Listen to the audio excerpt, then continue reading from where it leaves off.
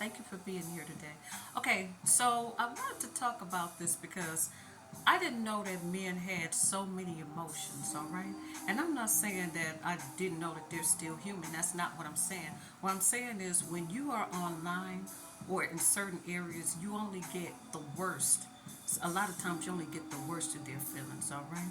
But being at this poetry reading really made me look at things a little bit differently, if this makes any sense. So let me give you an example. I was on Eventbrite. I was bored or whatever. So if you ever want to go out and just really enjoy yourself, I know a lot of people go Fridays, Saturdays, or whatever, but usually that's date night. So if you really open and meet different people, do it sometime during the week, okay? Maybe even Sundays are good. So just take that tip. What I did was I went to a poetry reading, and at first I didn't think anybody was going to be there, but it was like hardly any seats left. I couldn't even believe it. There was so many people or whatever. So basically, it was like mostly guys that got up there and did their readings. It might have been like two or three females or whatever. I didn't stay for the whole thing. But it was the range of emotion that these men were comfortable talking about. I mean, it went from everything from a guy just like, okay, these are some things that you need to hear.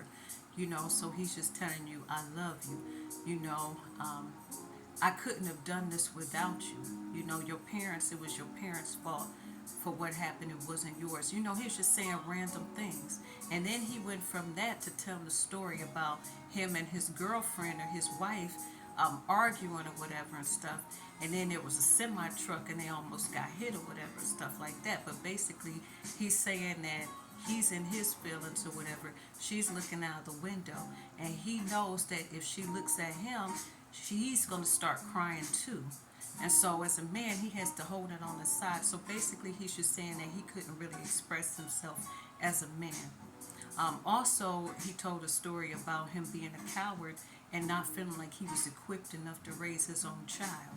So he left, and it was just really good. It was really deep. Another guy came up there. This was funny, but whatever. Obviously, he had a bad experience dating. All right. So anyway, the way he was telling the story is basically like he met somebody online. They had been talking for like a couple of months. Then when they finally go to meet each other, I guess the girl wasn't attracted to him or whatever. But anyway, one of the best lines he said was, "If the shoe was on the other foot, I would take it off and whack him." And I'm like, oh, okay, we whacking now. And then another thing that he said, when the current comes, wave goodbye, because you gonna get swept away. It was just funny, man. I can't say it the way they said it, but it was just funny.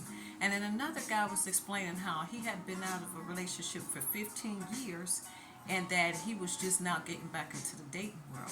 And he got caught up in a woman's beauty, So it was just good to hear men being honest about some of their shortcomings and the way they feel.